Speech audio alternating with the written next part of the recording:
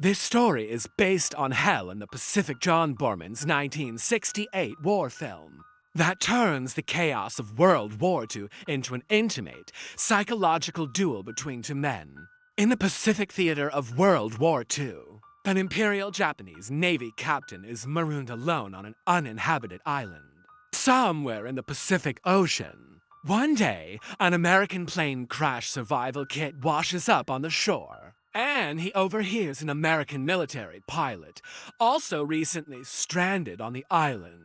Musing to himself in the jungle, the American hides from the Japanese search and confronts him while he salvages the kit at his camp on the beach. Both men have visions of killing each other, but ultimately engage in a silent standoff over the Japanese's supply of drinking water, which the American loses. As he is forced to retreat into the jungle, the Japanese sparks a fire to smoke out the American, but encounters him again while checking his offshore fish trap. When negotiations over the water fail, the American uses the fire as a smokescreen to quickly steal some water before hiding atop a tree. The next day, the American tries to steal more water for his canteen, but is caught and falls on the reservoir, destroying it.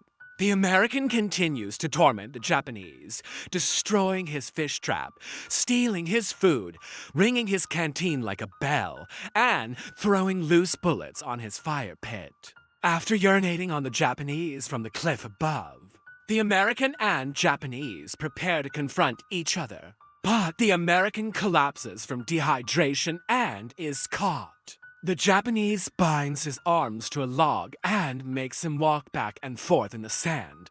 Eventually, the American escapes and binds the Japanese to the log for the same punishment.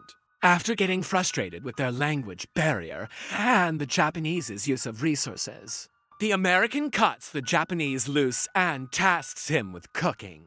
They continue to antagonize each other, but share chores and resources and stop trying to harm each other. Later, the American notices the Japanese building a small raft and scolds him for stealing his log for its construction, before admitting he was upset that the Japanese hid it from him and offering that they build a better one together. They argue over the design, but eventually cooperate to build a large raft from the bamboo on a nearby hill. After setting sail and overcoming the strong waves of the reef, they hit open water. After days at sea, they come upon a small archipelago and find a ruined military base. The Japanese recognizes it as a Japanese base and goes ahead to scout the area, but the American spots U.S. marked field ration packaging and runs after him, pleading with any American soldiers present to hold fire and not harm his friend. Both soon realize the base is completely abandoned and scavenge for supplies, finding shaving tools, alcohol, cigarettes, and magazines.